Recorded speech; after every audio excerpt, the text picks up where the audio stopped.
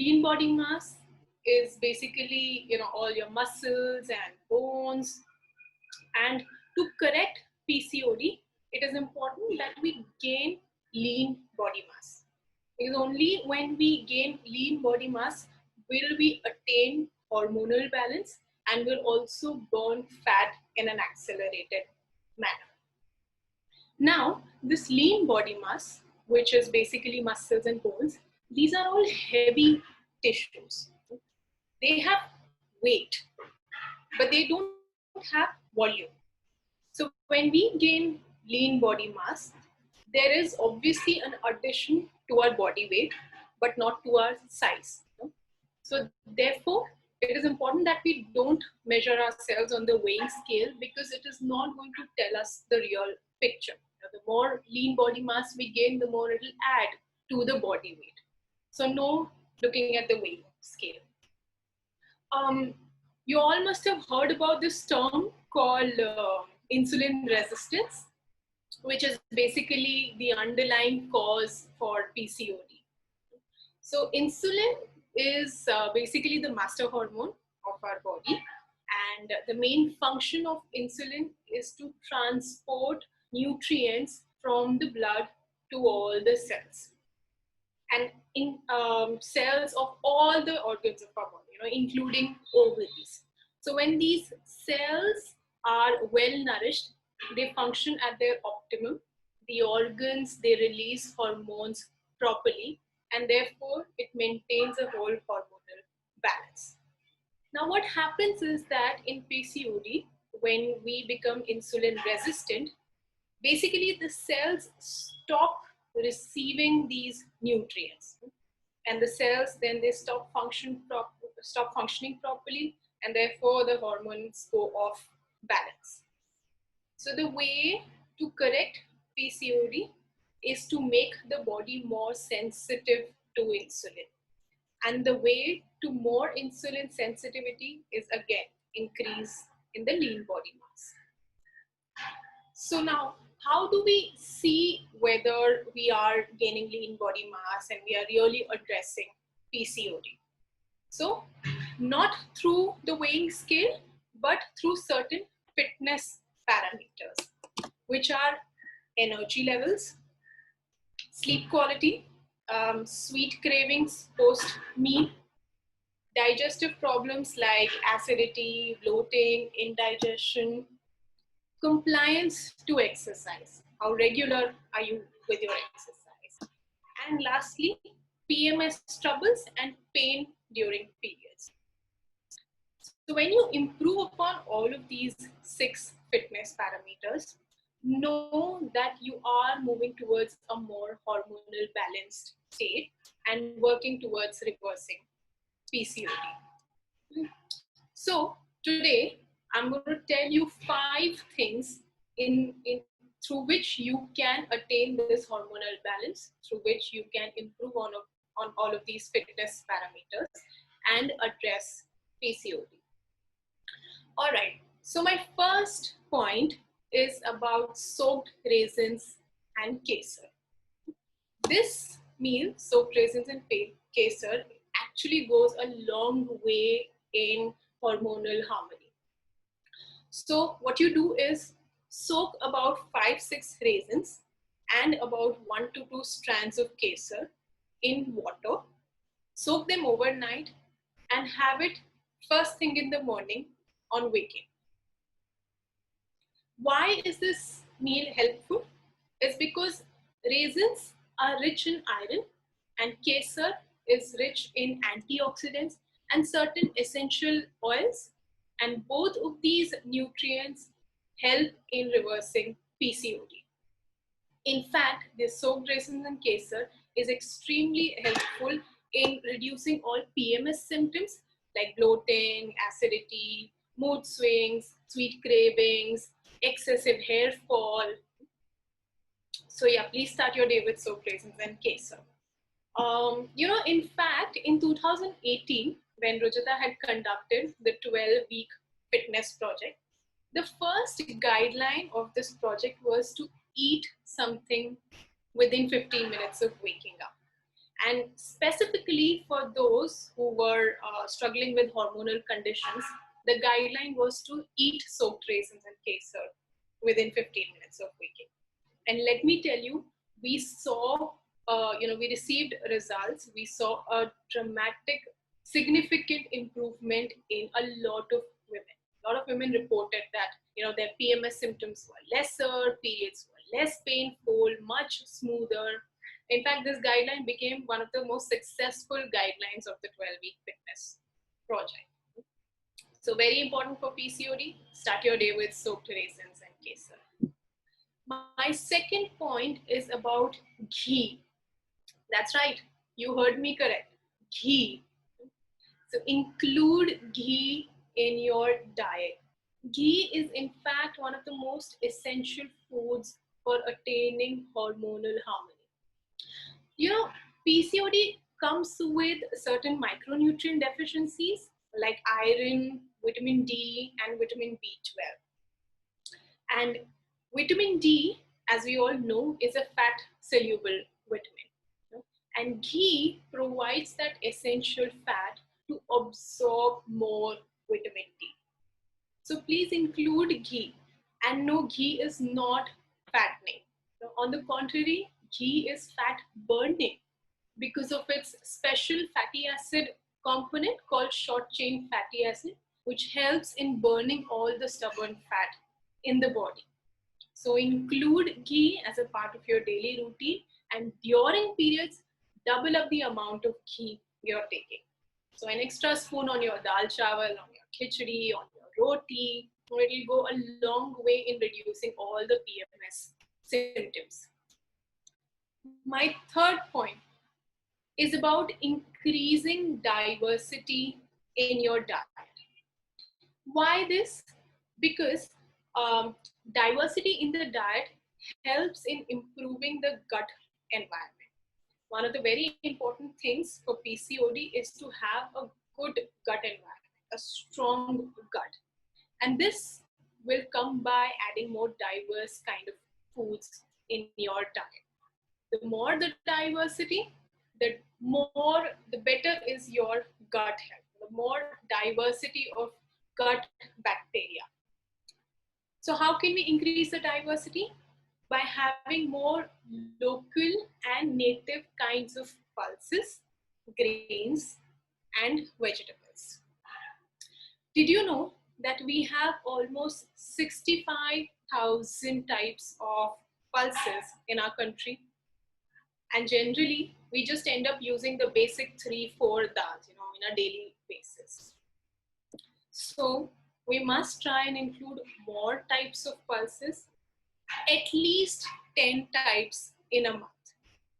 And there are a lot of pulses that we have. So to state a few, there's moong, masoor, tur, urad, matki, wal, rajma, chole, chane, kulid, lobia, navrangi, panchmela. There are so many pulses. So please add more pulses to your diet. In fact, pulses provide an array of amino acids, something which is very important in building lean body mass and reversing PCOD. During periods, in fact, you can even sprout these pulses, and sprouting basically it increases B12 content of the pulse, and B12, like I said, is a very essential nutrient for PCOD. In fact, sprouting the pulse makes it into a probiotic. Probiotic foods are those which contain live culture of gut-friendly bacteria. So when you have more probiotic foods, you have a stronger gut. You do not have gastric problems during periods like bloating, acidity, gas, migraines, loose motions. So this is how you can do. Similarly with grains, again, we have a variety of grains in our culture. So there is jawar, bajra, nachni, kutu, rajgira, makai, of course, apart from the staple rice and wheat. So we should try and include all of these diverse kinds of grains. Grains, in fact, are prebiotic in nature. Prebiotic foods are basically those that lay a foundation for the gut bacteria to feed on. So the more diverse kind of grains, the more diversity in your gut bacteria. Now, what about rice? We've heard so much about rice. Mostly bad things. Rice is fattening, rice is not good, etc., etc. But let me tell you something. The fact is that rice is extremely helpful in PCOD. Rice is easy to digest. It is a probiotic again, so it helps the gut bacteria to grow. It also allows you to sleep well. When you have rice in your dinner, you sleep better, so you don't wake up with any kind of breakouts, or hair fall, or bloating. So please include rice in your diet. And some of the very nice dinners for periods are khichdi or curd rice. Coming to vegetables, so all the root vegetables like suran, arvi, sweet potato, raw banana, yams, these are all very good for hormonal functioning. So yes, include them at least 3 to 4 times in a week. All right. My fourth point is about strength training. So strength training is that pill for you that will regulate your periods. Strength training increases insulin sensitivity so that your hormones function properly and you have timely periods. Include 1 to 2 days of strength training in a week. Other than strength training, what you can also do is Surya Namaskar. Surya Namaskar, again, it increases the blood flow to all the parts of the body, to all the organs, including the ovaries, and they allow the hormones to function well. So about 3 to 5 rounds of Surya Namaskar every day is a good number. So yes, plan for strength training and include Surya Namaskar. And my fifth point is about keeping your bedtime and your wake up time fixed. So sleep is actually very, very important a factor for optimal hormonal functioning and for fat burning. A good quality sleep allows for the sex hormones to work properly. How do we attain good quality sleep? By fixing your bedtime and wake up time and sticking to it most days of the week.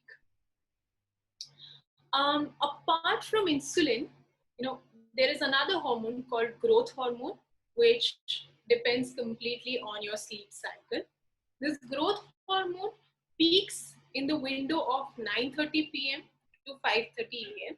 only if you are in deep sleep. Now, this growth hormone is responsible for growth of various tissues in our body, nails, hair, everything. And in PCOD, one of the things that we see is that we have a lot of hair fall or frizzy hair, nails chipping, not growing well. So yeah, it's important that we sleep on time so that we allow this growth hormone to peak properly and we allow all our tissues to grow properly, including hair and nails. Another thing about sleep, how to make sleep quality better, is to go gadget free in the last 1 hour. Why? Because gadget exposure makes our brain alert and it does not allow us to fall into deep sleep. So for the last 1 hour, quit your phones, quit your videos, no Facebooking, no Instagramming, go completely gadget free. If you sleep better, you will have a better hormonal functioning and therefore you will be able to reverse PCOD.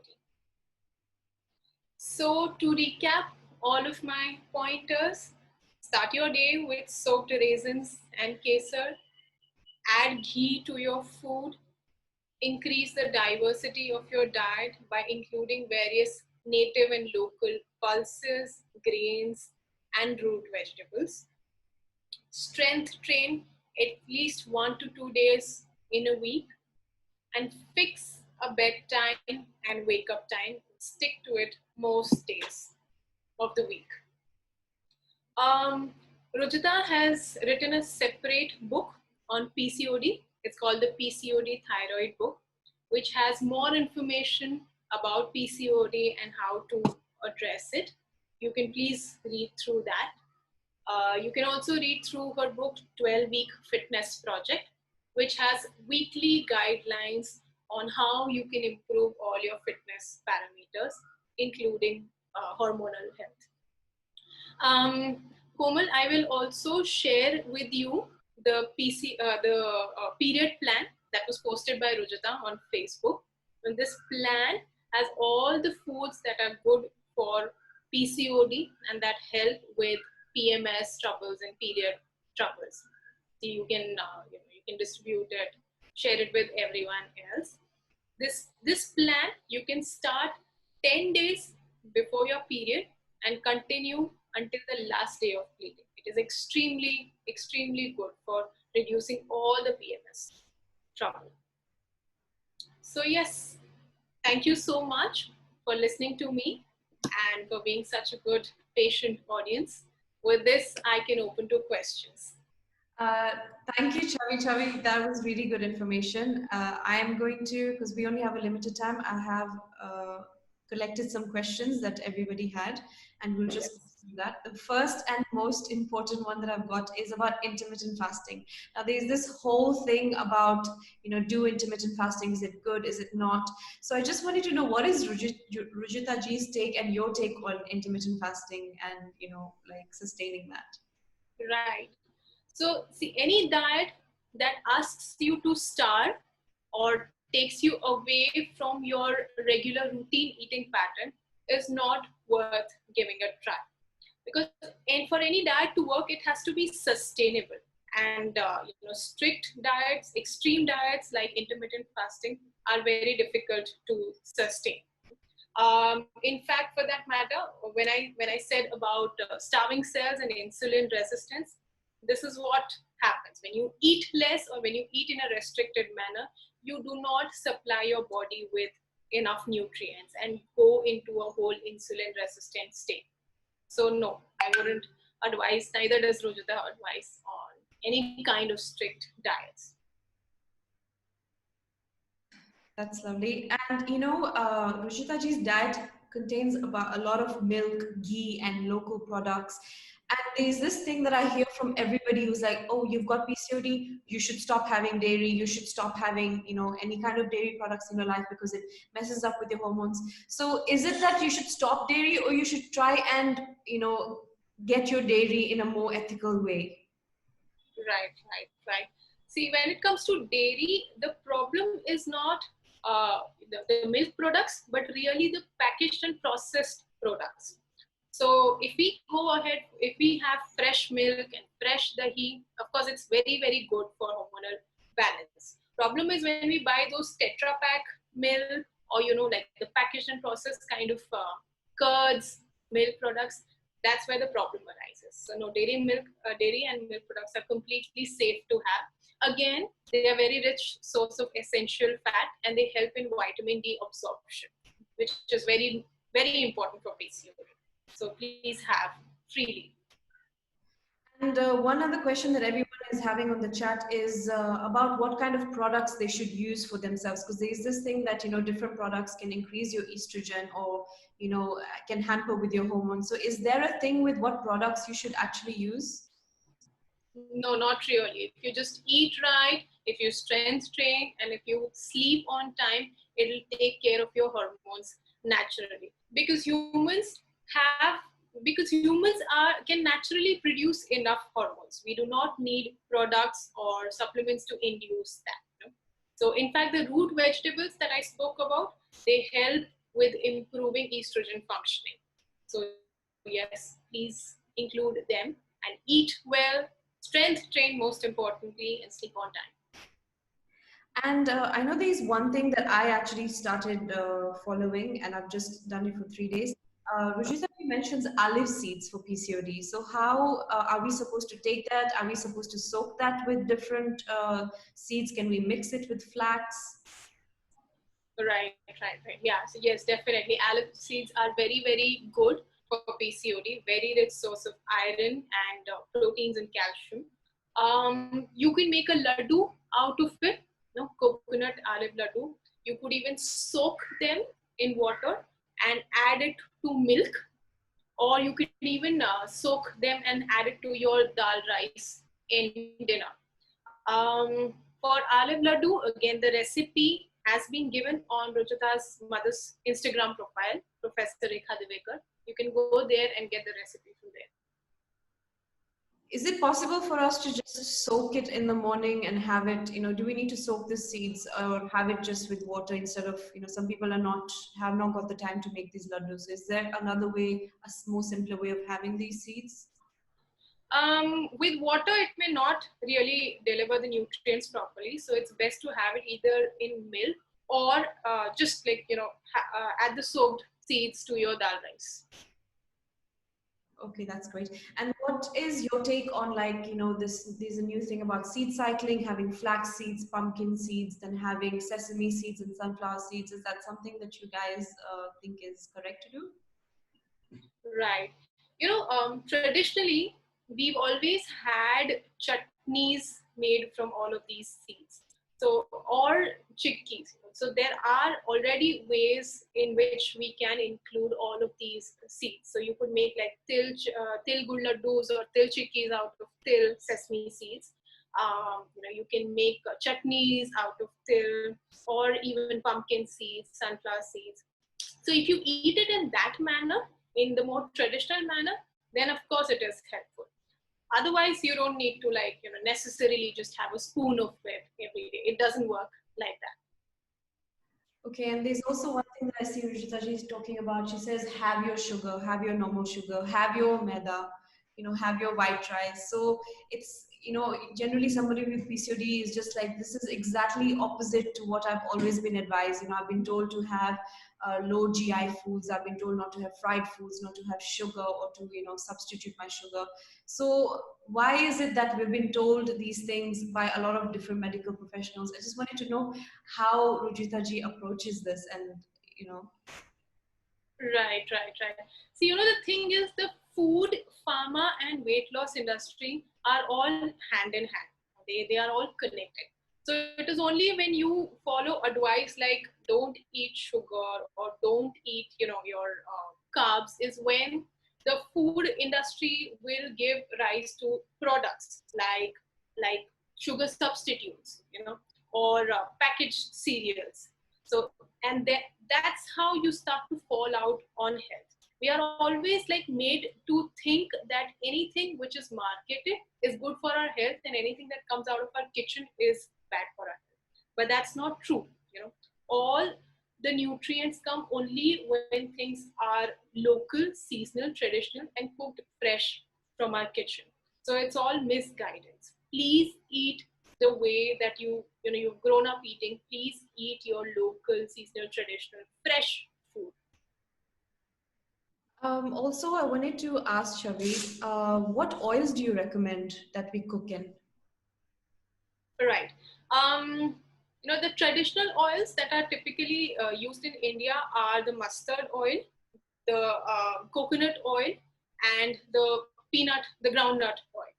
So mustard oil more towards north and northeastern, coconut oil used down south, and groundnut oil is more in the Gujarat, Maharashtra states. So use the oil that goes in your culture, in your tradition, and avoid the refined oils or the vegetable oils. Use more of like the filtered cold press oils, which are among these three. Okay, and somebody is asking that is there any vegan alternatives to ghee? Vegan alternatives to ghee. Well, first of all, going vegan is not required, because it's not like going vegan is, I mean, eating dairy products is any way harmful to the cows. So please, feel free to eat your ghee. But if at all you do not want to eat milk products, then there are other sources of essential fat, like you have nuts, you have coconut, you have all these, till seeds. Use all of these in your diet instead. Would you recommend something for people who struggle with thinning of hair, because it's quite a common symptom, thinning of hair and acne? Is there something that you would recommend? Absolutely. So all the three things that I said, which is the soaked raisins and kesar in the morning, very good for hair. Ghee in your diet, very good for skin and reducing acne. And a diversity in your pulses, grains, and vegetables. Also, I'm quite confused about, because Rishizaji never says this is how much you eat, this is 1 cup of this you eat, this is what you eat. So could you please just talk to everybody about how you advise your clients on how they should eat and listen to their body when they're full? Right. Absolutely, absolutely. So, humans have a natural instinct to terminate the act of eating. If we really just eat mindfully, we will never go overboard or never overeat. We will never need a portion size, a cup, or someone outside us, a dietitian, to tell us how much to eat. Now, the way to understand our satiety signals and know what the right quantity, right portion is for us is through three S's, which is sit, senses, and silence. So sit down in cross-legged position, in the Sukhasana position, and eat. Silence is basically, shutting all distractions around you. So no TV or no newspaper, no magazines, no watching any movie or being on your phone when you are eating. So sit, completely maintain silence when you're eating. And senses is focus all your senses to your food. So use your eyes, your nose, your ear, your tongue. Eat, put all your senses into your food and eat with that. Now, when you have all these three S's in place and you're connected with your food, your stomach will speak to you and tell you when to stop eating. And you will never go overboard, never overeat. That's great. A lot of people asking where we can see Rujuta ji's workout and all that. I'm pretty sure like she posts everything on her Instagram. She's pretty active on that. Could you please share her Instagram and your Instagram as well? Absolutely, absolutely. I'll share that with you, Komal, both Rujita's social media handles and my Instagram. That's brilliant. Thank you so much. Thank you so much for joining us, Chhavi, and giving us this brilliant insight and knowledge on PCOD. I have always been a big fan of her and her approach with, how she just says that everything that we've been getting told that don't do this, don't have dairy. Before it was like don't have ghee. Now suddenly have ghee. So it's her approach towards food is amazing. Just one last question that I'm getting on the chat is, do you recommend any supplement or should you just use your food as supplement? Well, food is the first source of nutrients. So of course you can add supplements, but that the supplement will only work if your diet is in place. So the first focus has to be on correcting correcting the diet, and after that, yes, you can add supplements also.